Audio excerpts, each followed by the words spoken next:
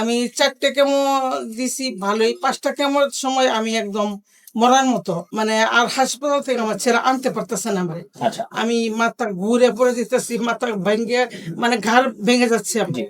মানে যে মাথাতে আগুন বেরোচ্ছে। আপনি আমাদের এখান থেকে আজকে কয় মাস ওষুধ খাইলেন? এটা 5 মাস শেষ হয়েছে।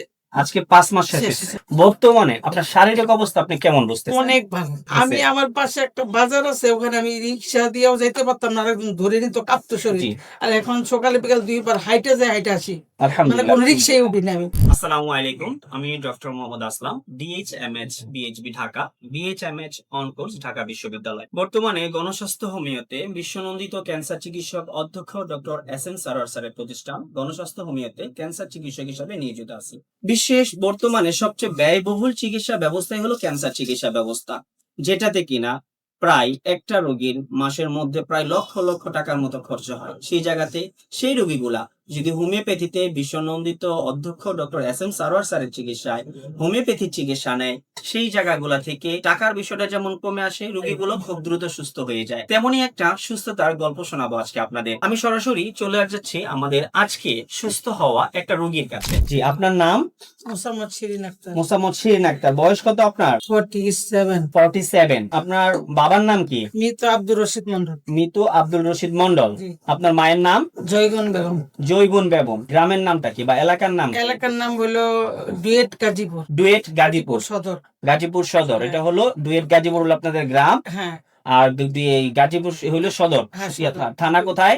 থানা গাজীপুর। থানা গাজীপুরে, জেলা তো ঢাকায়, ঢাকা। ঢাকা জেলা। জি, আপনি সর্বপ্রথম কি সমস্যা নিয়ে আমাদের এখানে আসছিলেন বা কি সমস্যা হয়েছিল আপনার? আমার বাম পাশে বেস্টে একটা টিউমার ছিল। জি। আজ 11 বছর ডাক্তার আনোয়ার খান মডার্নের নিশাদ বেগমের আন্ডারে ছিলাম। জি। ওনাকে দেখাইতাম, উনি ওষুধ দিত 6 মাসে। জি। বলতো এটা কোনো সমস্যা না, এটা একটা মাংসের চাকা, এটা কোনো খারাপের দিক যাবে না। প্রতি 6 মাস পর আমি যাইতাম, আমাকে একটা আলট্রা দিত। আমি সেই জিগাতলা মেডিনোভা থেকে আলট্রা করে ওনাকে দেখাইতাম। দেখাইলে আবার উনি 2টা ওষুধ রেখে দিত, চলে আসতাম। তো এইভাবে 11 বছর চলার পরে আমার হঠাৎ করে এটা একটু ব্যথা হচ্ছে, তা আমি দ্রুত তার কাছে গেলাম। তো উনি একটা এফএনসি দিল, কিন্তু এই এফএনসি তে কিছু ধরা পড়লো। পরে আমি, আমার ছেলে বললো যে ওনাকে আর দেখাবো না, আমরা একটু ডাক্তারটা চেঞ্জ করি, কারণ 11 বছর একটা টিউমার উনি কেন অপারেশন করে না। এখন দেখি যে বেস্ট টিউমার ক্যান্সার হইতেছে অনেক। পরে আমরা তাইরুন্নেসা একটা ডাক্তার দেখাই, উনি এফএনসি বায়োপসি দেয়, দিলে একদম ক্যান্সার। এফএনএসি এবং বায়োপসি দুটোটা পরীক্ষা হ্যাঁ, দিচ্ছে, তালিম দেওয়ার পরে সেখান থেকে আপনার ক্যান্সারটা আইডেন্টিফাই হয়েছে। এরপরে কি ব্যবস্থা নিয়েছেন আপনি? পরে ওখানে অপারেশন করছি আমি, পরে কেমো দেওয়ার জন্য ডাক্তার সাজেস্ট করলো। পরে মহাখালীতে আমি 5টা কেমো দিই। আমি 4টে কেমো দিছি ভালোই, 5টা কেমোর সময় আমি একদম মরার মতো, মানে আর হাসপাতাল থেকে আমার ছেলে আনতে পারতেছে না আমারে। আচ্ছা, আমি মাথা ঘুরে পড়ে যেতেছি, মাথা ভেঙে মানে ঘাড় ভেঙে যাচ্ছে আমার, মানে যে মাথাতে আগুন বেরোচ্ছে। পরে আমাকে অনেক কষ্ট করে একটা সিএনজি ভরা একটা আনছে। পরে আমি বলছি যে আমি আর কেমন দিব না, আচ্ছা। মরলে এবার মরবো, এটা সম্ভব না।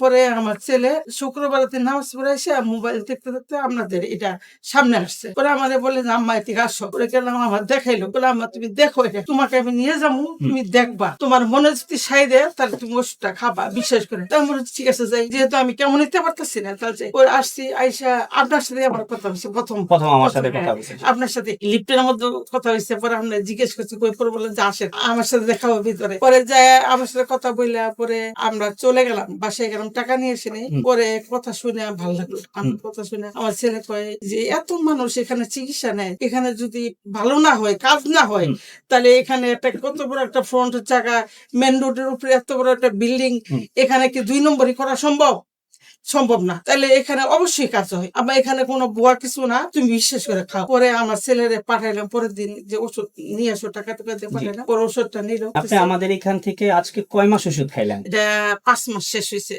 আজকে 5 মাস শেষ শেষ হয়েছে। হয়েছে। আমরা তো আপনাকে 4 মাসের পরে টেস্ট দিছি। গত মাসে আমরা সব রোগীদেরকে বলে থাকি যে আপনারা টোটাল আমাদের এখান থেকে আগে 4 মাস ওষুধ খাবেন।